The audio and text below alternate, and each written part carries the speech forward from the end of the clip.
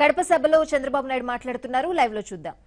ఇప్పుడే కాదు, తెలుగుదేశం పార్టీ జెండాలు మోసింది, మోస్తున్నది, మోయబోయేది నా కుటుంబ సభ్యులని మరొక్కసారి మీ అందరికీ విజ్ఞప్తి చేస్తున్నా. 37 సంవత్సరాలుగా మోశారు. చాలా కష్టాలు వచ్చాయి. ఓసారి మన కుటుంబ సభ్యుల్ని పొట్టున పెట్టుకున్నాం. రాజకీయ కక్షలతో, ముఠా కక్షలతో మనం ప్రజలకు సేవ చేస్తే కొంతమందికి ఇష్టం లేకను చాలా మందిని పొట్టున పెట్టుకున్నారు. కానీ నేను నా కార్యకర్తలు చూశాను. తండ్రిని చంపితే కొడుకులు పనిచేశారు. ఓసారి ఆస్తులు అమ్ముకునే పార్టీ కోసం పనిచేశారు. ఓసారి మీరు చూస్తే కొంతమంది గుర్తించినా గుర్తించకపోయినా భుజాలు అరిగే వరకు తెలుగుదేశం పార్టీ జెండా మోశారు, మోస్తూనే ఉన్నారు. నేను ఎప్పుడు మీకు రుణపడున్నా. ఈరోజు మన నాయకుడు ఎన్టీఆర్ రామారావు గారికి, అదేవిధంగా నాకు ప్రపంచం మొత్తం గుర్తింపు వచ్చిందంటే ఆ గుర్తింపుకు కారణం మీరే. ఈరోజు మిమ్మల్ని చూస్తున్నాను. ఎంత ఉత్సాహంగా, ఎన్నికల కంటే ముందు మీరు ఎంత ఉత్సాహంగా ఉన్నారంటే, ఒక సైనికులు యుద్ధానికి పోయినప్పుడు ఏ విధంగా ఉంటారో, నమ్మకంగా ఉంటారో, అంత నమ్మకంగా యుద్ధానికి పోయే మునుపు ఎన్నికల యుద్ధానికి సిద్ధంగా ఉన్న మిమ్మల్ని అందరినీ అభినందిస్తున్నా. ఇక్కడ ఒక విషయం మీరు గుర్తుపెట్టుకోవాలి. అరిసి గొంతు పోయింది, కానీ మిమ్మల్ని చూస్తే మళ్ళా గొంతు వస్తా ఉంది. రాత్రి 2, 3 వరకు కూడా పనిచేశాం. ఎవరి కోసం పనిచేశామంటే ఈ రాష్ట్ర భవిష్యత్తు కోసం, మన వల్ల నమ్ముకున్న పేద ప్రజానీకం కోసం, ఈ పార్టీ కోసం అంటిపెట్టుకున్న కార్యకర్తల కోసం రాత్రి 3 పనిచేశాం. ఈ సందర్భంగా ఒక విషయం మీకు చెప్పాలి. అలెగ్జాండర్ మీరు చరిత్రలో చదువుకున్నాం. ప్రపంచం మొత్తం జయించాడు. ఒకసారి అడుగుతారు అలెగ్జాండర్ని, మీరు ప్రపంచమంతా జయించారు, ఏంటి విజయ రహస్యమని. అప్పుడు అలెగ్జాండర్ చెప్తాడు, నాకు 10 లక్షల మంది సైనికులున్నారు, బ్రహ్మాండంగా ట్రైన్ అయిన సైనికులున్నారు. ట్రైనింగే కాదు, నేను ఏదైనా పని చెప్తే అలెగ్జాండర్ ఏ విధంగా పనిచేస్తారో ప్రతి ఒక్క సైనికుడు కూడా అదే స్థాయిలో, అదే నమ్మకంతో పనిచేస్తారు. 10 లక్షల మంది అలెగ్జాండర్ నా దగ్గర ఉంటే ప్రపంచాన్ని జయించడం కష్టం కాదని ఒకటే మాట చెప్తాడు. తమ్ముళ్ళు, ఈరోజు మిమ్మల్ని చూస్తున్నా. 65 లక్షల మంది పసుపు సైన్యం నా దగ్గర ఉంది. ప్రతి ఒక్కరూ ఒక చంద్రబాబు మారిగా పనిచేయాలి, అవునా కాదా? ఒక ఎన్టీఆర్ స్ఫూర్తి ఉండాలి, అవునా కాదా? ఎవరైనా ఓడించే శక్తి ఉందా తమ్ముళ్ళు? మళ్లీ గవర్నమెంట్ మంది, అవునా కాదా? మనం చేసిన పనులు ఎప్పుడన్నా జరిగాయా ఈ కడప జిల్లాలో? దేవుని కడప. ఇక్కడ చెప్తున్నాం, 40 ఏళ్ల నా రాజకీయ జీవితంలో ఎప్పుడూ లేని సాటిస్ఫాక్షన్ నాకు. ఈరోజు మా ఆడబిడ్డను చూస్తున్నాను. నేనే డాక్రా సంఘాలు పెట్టాను, పొదుపు ఉద్యమం నేర్పించాను, రివాల్వింగ్ ఫండ్ ఇచ్చాను, మీకు ఒక నమ్మకాన్ని కల్పించాను. ఈరోజు నేను వచ్చిన తర్వాత, మీ కష్టాలు చూసిన తర్వాత 2 సార్లు 10,000 రూపాయల చొప్పున ఆడబిడ్డలందరికీ పసుపు కుంకుమ పెట్టిన అన్నని నేనేనని చెప్పి మీ అందరికీ విజ్ఞప్తి చేస్తున్నా. నేను అదృష్టవంతుణ్ణి. నాకంటే మించిన అదృష్టవంతుడు ఎవరు లేరు. తమ్ముళ్ళు, మీకు 1, 2 చెల్లెళ్ళు, అక్కలుంటే నాకు మాత్రం 1 కోటి మంది అక్కలు చెల్లెళ్ళు ఉన్నారంటే అది నా అదృష్టం. ఆడబిడ్డలు మీరు 65 లక్షల మంది ఉన్నారు, వీళ్ళు 1 కోటి మంది ఉన్నారు. ఇప్పటికే 1,65 లక్షలైంది.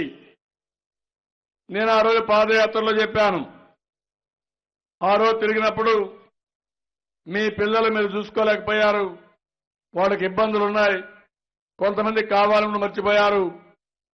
కాబట్టి నేను మీకు పెద్ద కొడుకుగా ఉంటానని చెప్పి 1000 రూపాయలు పింఛన్ ఇస్తానని చెప్పి 10 రెట్లు 200 నుంచి 2000 రూపాయలు చేసి శాశ్వతంగా పెద్ద కొడుకుగా నా బాధ్యత నేను నెరవేరుస్తున్నా. ఎవరైనా ఊహించారని అడుగుతున్నా, ఎవరైనా ఆలోచించారా అని నేను అడుగుతున్నా. నాకు ఒక సాటిస్ఫాక్షన్, ఒక తృప్తి. ఈ రాష్ట్రంలో పెద్దవాళ్ళందరూ మన దేశం కోసం, రాష్ట్రం కోసం, అభివృద్ధి కోసం పనిచేసి చివరి రోజుల్లో అవస్థ పడకూడదు, ఆత్మ గౌరవంతో బతకాలి, ఆత్మవిశ్వాసంతో ముందుకు పోవాలని నేను 2000 రూపాయలు ఇచ్చాను. 5 కేజీల బియ్యం రూపాయికి ఇస్తున్నాం. పండగ రోజుల్లో ఇది ఇస్తున్నాం. ఎవరికైనా అనారోగ్యం ఉంటే ఏ నచ్చిన హాస్పిటల్కి పోయి 5 లక్షల రూపాయల వరకు ఎన్టీఆర్ వైద్య సేవ కింద డబ్బులు ఇచ్చాను. ఇంకో పక్క సీఎం రిలీఫ్ ఏం తమ్ముళ్ళు మీరు కూడా తీసుకోనుంటారు. నేను ఈరోజు చూస్తే సీఎం రిలీఫ్ కింద 15-20 లక్షల రూపాయలు ఒక్కొక్కరికి ఇచ్చాను.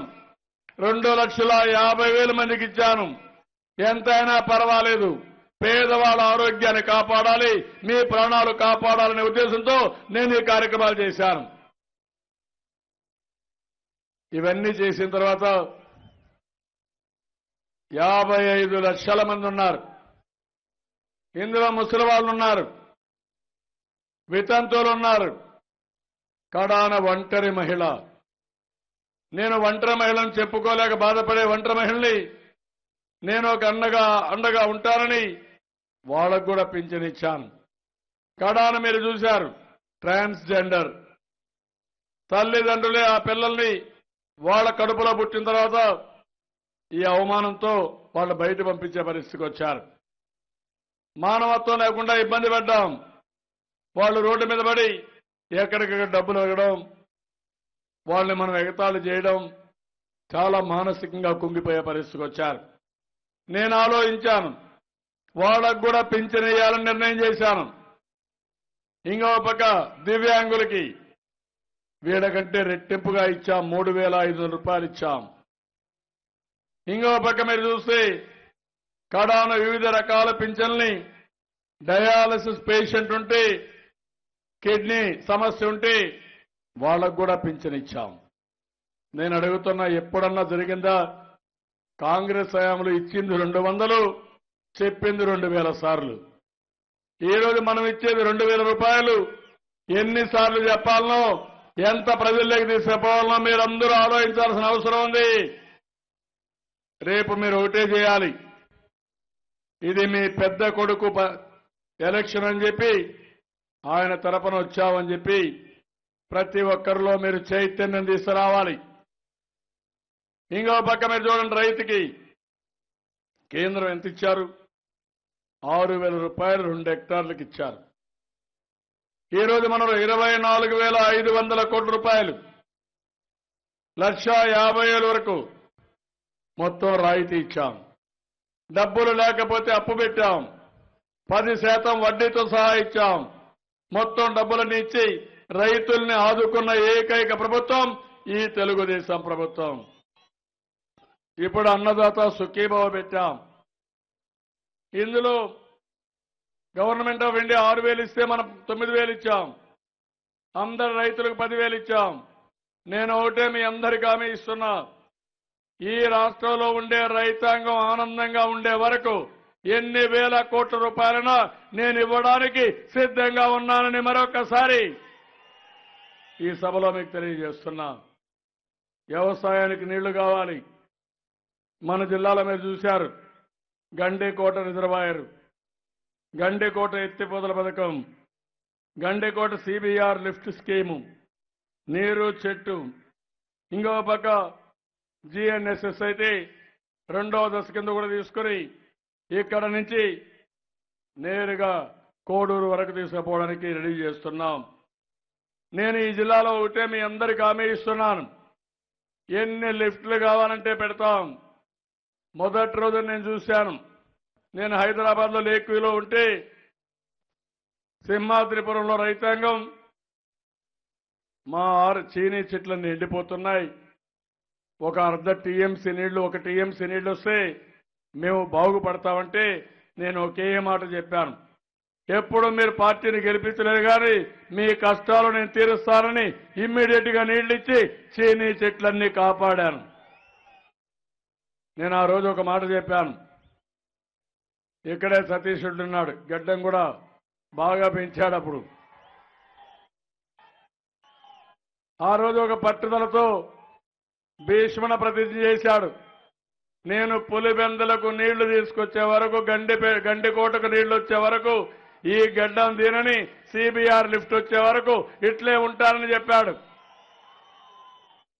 నేను అది దృష్టిలో పెట్టుకుని ఈరోజు మీరు చూస్తే కుప్పానికంటే ముందు నీళ్లు ఇస్తారని చెప్పి ఈరోజు పులివెందలకు నీళ్లు ఇచ్చిన పార్టీ తెలుగుదేశం పార్టీ. ఎక్కడి నుంచి వచ్చాయి నీళ్లను అడుగుతున్నా మిమ్మల్ని అందరినీ. రాయలసీమ రాళ్ల సీమగా మారిపోతుందని అందరూ మాట్లాడారు.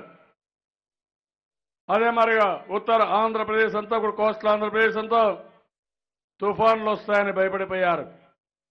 నేను ఒకటే హామీ ఇచ్చాను, ఇబ్బందులున్నాయి, అధిగమిస్తాం, మిమ్మల్ని అండగా ఉంటాను, మిమ్మల్ని ఆదుకుంటానని చెప్పి ఈరోజు రాయలసీమ రాళ్ల సీమ కాదు, రతనాల సీమగా చేసే బాధ్యత నేను తీసుకున్నానని మరొకసారి మీ అందరికీ హామీ ఇస్తున్నా. హార్టికల్చర్ హబ్గా తయారు చేస్తాం, పండ్ల తోటలకు ప్రాధాన్యత ఇస్తాం, నీళ్లు ఇస్తాం, 90% మైక్రో ఇరిగేషన్కి సబ్సిడీ ఇస్తాం. ఈరోజు ఇవన్నీ చేశామంటే చాలా ఇబ్బందులతో చేశాం.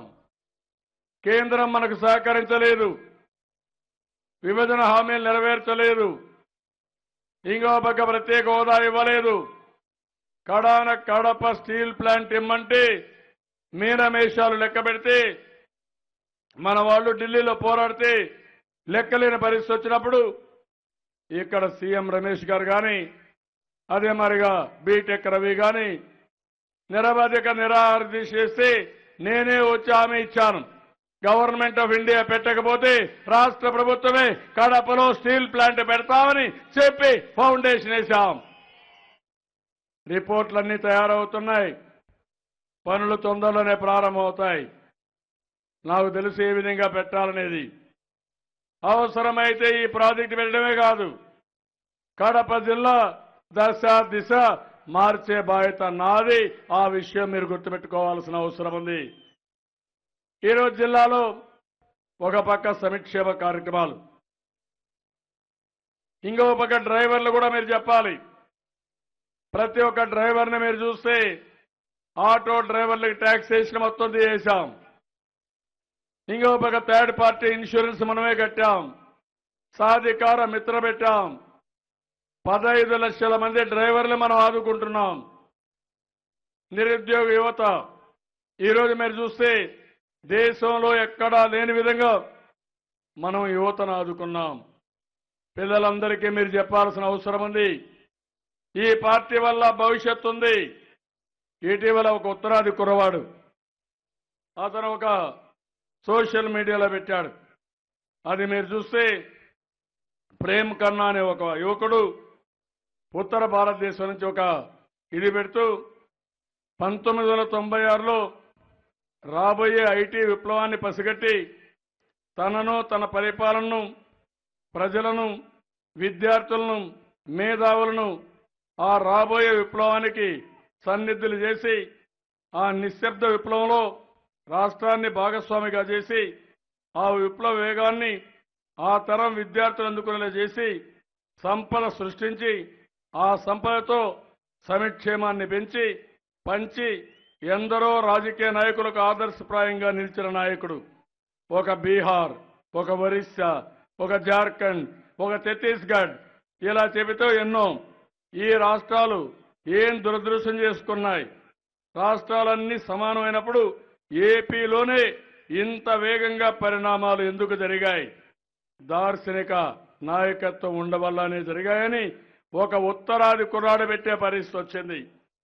తమిళ్లో నేను ఆ రోజు ఒక విజన్ ఇచ్చాను, హైదరాబాద్కి విజన్ 2020 ఇచ్చాను. చాలా మంది ఎగతాళి చేశారు. ఆ రోజు ఒక ఇంటర్నేషనల్ ఎయిర్పోర్ట్ తీసుకొచ్చాం, సైబరాబాద్ సిటీ నిర్మాణం చేశాం, హైటెక్ సిటీ కట్టాం, ఔటర్ రింగ్ రోడ్ వేశాం, ఐఎస్బి, IIIT, నల్సార్ అన్ని, ఉర్దూ యూనివర్సిటీ అన్ని తీసుకొచ్చాం. ఈరోజు హైదరాబాద్ ఈ స్థాయిలో ఉందంటే ఎవడి కృషి అని మిమ్మల్ని అందరినీ నేను అడుగుతున్నా, మీరే చెప్పాలి. హైదరాబాద్ లో మామూలుగా ఆటో డ్రైవర్ని అడిగినా చెప్తారు. అవన్నీ చేసిన తర్వాత ఈరోజు మనందరం కూడా చూస్తే విభజనకు హేతుబద్ధత లేదు. 60 సంవత్సరాల కష్టాన్ని హైదరాబాద్ లో వదులుకొని అప్పులు నెత్తిన పెట్టుకుని ఆస్తి అంతా వదిలిపెట్టి ఆదాయం లేకుండా నేరుగా అమరావతికి వచ్చాం. ఆ రోజు నేను ఒకటే ఆలోచించాను, ఇబ్బందులున్నాయి, ఉంటాయి, అందుకని సంక్షోభాన్ని ఒక అవకాశంగా మార్చుకున్నాం. అడుగడుగునా కష్టపడ్డాం. తొలి రోజులో ఒక ముఖ్యమంత్రిగా నా బస్సు ఒక బస్సే, అదే బెడ్రూము, అదే ఆఫీసు. అక్కడి నుంచి పరిపాలన ప్రారంభించాం. అధికారులు హైదరాబాద్ నుంచి వచ్చి మీటింగ్ చేసుకొని మళ్ళా హైదరాబాద్ పోయేవాళ్ళు. నేను అక్కడే ఉంటే శాశ్వతంగా ఇక్కడికి రాలేమని నేను ఇక్కడి నుంచి పనిచేశా. అక్కడి నుంచి ఈరోజు చూస్తే మన దగ్గర డబ్బులు లేవు. మన దగ్గర డబ్బులు లేకపోతే, భూమి లేకపోతే రాజధాని కట్టలేమనే ఉద్దేశంతో నేను ఒక పిలిపిచ్చాను. ల్యాండ్ పోలింగ్ లో భూమి ఇవ్వండి, బ్రహ్మాండమైన రాజధాని కడతాను. మీ భూమి కంటే 5-6 రెట్లు ఆదాయం మీకు వస్తుంది. ఈ ఆదాయం వచ్చే వరకు వ్యవసాయంలో ఎంత ఆదాయం వస్తుందో దానికి భరోసా నేను ఇస్తా. ప్రతి సంవత్సరం 10% పెంచి మీకు నష్టం లేకుండా చేస్తానంటే నన్ను నమ్మి 35,000 ఎకరాలు ఇచ్చారు తమ్ముళ్ళు. ఇది ఒక చరిత్ర. అదే జగన్మోహన్ రెడ్డి నమ్మతారా అని మిమ్మల్ని అడుగుతున్నా. విశ్వాసాన్ని రాత్రే రాదు. ఎన్నో సంవత్సరాలుగా పనిచేస్తే ఆ నమ్మకం వస్తుంది. ఈరోజు ₹1 పెట్టుబడి పెట్టకుండా 50,000 కోట్ల రూపాయలు విలువ చేసే పనులు మొత్తం అమరావతిలో జరుగుతున్నాయి. దానికి కారణం ఒక నమ్మకం. మనం అప్పు చేశాం. 5,000 నుంచి 6,000 ఎకరాల భూమి ఉంది. ఎప్పుడు ఆ భూమి అమ్మినా మొత్తం అప్పు తీర్చి ఒక్క పైసా ప్రభుత్వం పెట్టుబడి లేకుండా రాజధాని కట్టే ఘనత ఒక్క తెలుగుదేశం పార్టీకే దక్కింది. అది మన విజయం. ఇది మీరు తీసుకుపోవాల్సిన అవసరం ఉంది. ఇదే కాదు,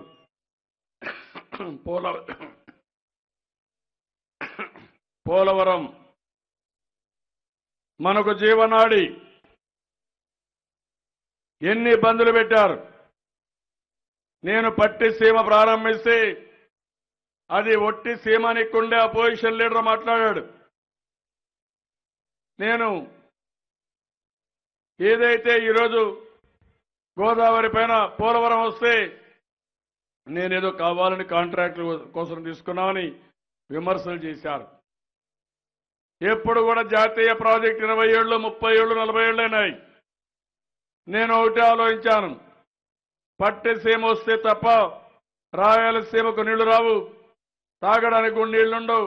ఎట్టి పరిస్థితుల్లో చేయాలని సంవత్సరంలో పట్టిసీమ పూర్తి చేసి కృష్ణా డెల్టాకు నీళ్లు ఇచ్చి అక్కడ వాడే నీళ్లు శ్రీశైలంలో పెట్టి రాయలసీమ అన్ని జిల్లాలకు తీసుకొచ్చారంటే అది నా ఆలోచన, అది నా విజన్ అని చెప్పి నేను మీకు తెలియజేస్తున్నా. కాంగ్రెస్ నాయకులు రాజశేఖర్ని చూస్తే కాలువలు దిగాడు, నీళ్లు మాత్రం లేవు. కాలువలు పూర్తి చేయలేదు. కడాన పులివెందులకు కూడా నీళ్లు ఇవ్వలేకపోతే నేను ఇచ్చాను. ఈ రోజు నేను చెప్తున్నా, ఇన్నిసార్లు వీళ్ళకి ఓట్లేశారు. ఈ రోజు నేను ఇచ్చే హామీ ప్రతి ఒక్క ఎకరాకు నీళ్లు ఇచ్చే బాధ్యత నాది అని మరొకసారి మీ అందరికీ హామీ ఇస్తున్నా. ఇప్పుడు నేను మిమ్మల్ని అడుగుతున్నా, నేను మీకోసం పనిచేస్తే రాష్ట్రం కోసం మీరు కూడా ఆలోచించాలి. గోదావరి కృష్ణా కలిపాం, గోదావరి పెన్నా కలుపుతున్నాం, నాగార్జున రైట్ మెయిన్ కెనాల్కు నీళ్లు తీసుకొస్తున్నాం, అక్కడి నుంచి సోమశిలకు తీసుకొస్తాం, సోమశిల బ్యాక్ వాటర్ బద్వేలు కానీ రాజంపేటకు కానీ లిఫ్ట్లు పెట్టి నీళ్లు తీసుకునే పరిస్థితి వస్తుంది. గోదావరి నీళ్లు కూడా కడప జిల్లాకు వస్తున్నాయంటే అది నా చొరవ. అక్కడి నుంచి శ్రీకాకుళం నుంచి వంశధార, నాగావళి, గోదావరి, కృష్ణ, పెన్నా అన్ని నదులు కలుపుతాం. చిన్న పెద్ద 140 నదులున్నాయి. అన్ని నీళ్లు ఈ కాలువల్లోకి వస్తాయి. రాష్ట్రంలో కరువు అనే మాట లేకుండా కరువు రహిత రాష్ట్రంగా తయారు చేస్తాను. ఇంకో పక్క నీటి ఎద్దడి లేకుండా చేస్తాం. సమర్థవంతంగా నీళ్లు ఉపయోగిస్తాం. రాయలసీమలో హార్టికల్చర్ పంటలు ఎక్కువ వేస్తాం. ఇప్పటికే ట్రెండ్ మారింది. ఈస్ట్ గోదావరి, వెస్ట్ గోదావరి కాదు, ఎక్కువ ఆదాయం వచ్చే జిల్లాలు రాయలసీమ జిల్లాలు. అనంతపూర్, చిత్తూరు, కడప, కర్నూలు ఈ జిల్లాలో ఆదాయం పెరుగుతా ఉంది. నా ఆలోచన ఒకటి, ప్రతి ఒక్క ఎకరాలో హార్టికల్చర్ పంటలు వేయాలి. అగ్రో ప్రాసెసింగ్ ఇండస్ట్రీస్ రావాలి. మనం పండించే పంటల ప్రపంచం అంతా అమ్మాలి. 5 ఏళ్లలో చేశాను. దేశంలో హార్టికల్చర్లో నెంబర్ 1 అంటే మహారాష్ట్ర కాదు, వేరే రాష్ట్రం కాదు, మన రాష్ట్రం. అది ఈ ప్రభుత్వం యొక్క సమర్థతని మరొకసారి మీకు తెలియజేస్తున్నా. రాబోయే రోజుల్లో ఆంధ్రప్రదేశ్లో పండించిన పండ్లు ప్రపంచం మొత్తం తినే పరిస్థితి వస్తుంది. కూరగాయలు కానీ, పండ్లు కానీ, పూలు కానీ. అది ఈ ప్రభుత్వం యొక్క చొరవ. ఇంకో పక్క కరెంటు మీరు చూశారు. 2004లో కరెంటు కొరత లేదు. 2014లో కరెంటు కొరత 22.5 మిలియన్ యూనిట్లు. ఈ రోజు నేను గర్వంగా చెప్పగలుగుతున్నాను, 2 నెలల్లో కరెంటు కొరత లేకుండా చేశాను. కరెంటు ఛార్జీలు పెంచమన్నాం. 9 గంటల కరెంటు ఇస్తున్నాం. ఇండ్లకు 24 గంటలు ఇస్తున్నాం. భవిష్యత్తులో ఎంత కావాలంటే అంత కరెంటు ఇచ్చి రేట్లు పెంచకుండా ముందుకు పోయే ప్రభుత్వం ఈ తెలుగుదేశం ప్రభుత్వం అని చెప్పి కూడా నేను మీకు తెలియజేస్తున్నా. కరెంటు ఛార్జీలు పెంచలేదు. ఆర్టీసీ రేట్లు ఒకసారి పెంచాక అవి కూడా పెంచకుండా మనం ముందుకు పోయే పరిస్థితికి వచ్చాం. ఈరోజు సంక్షేమంలో మీరు చూశారు, 1-2 కాదు, అన్ని సంక్షేమం చేశాం. ఆహార భద్రత, 5 కేజీల బియ్యం రూపాయికే ఇచ్చాం. పండగల పూట కానుకలు ఇచ్చాం. పెళ్లి కానుక ఇచ్చాం. ఇంకో పక్క చంద్రన్న బీమా 5 లక్షల రూపాయలు. ఎవరన్నా చనిపోతే యాక్సిడెంట్లో కడాన సహజ మరణానికి 30,000 ఇచ్చాం. అన్నా క్యాంటీన్ పెట్టాం. ఈరోజు గౌరవప్రదమైన నాణ్యమైన భోజనం పెట్టాం. ఎక్కడా ఇది జరగలేదు. మన దగ్గర డబ్బులు లేవు, మనసు ఉంది.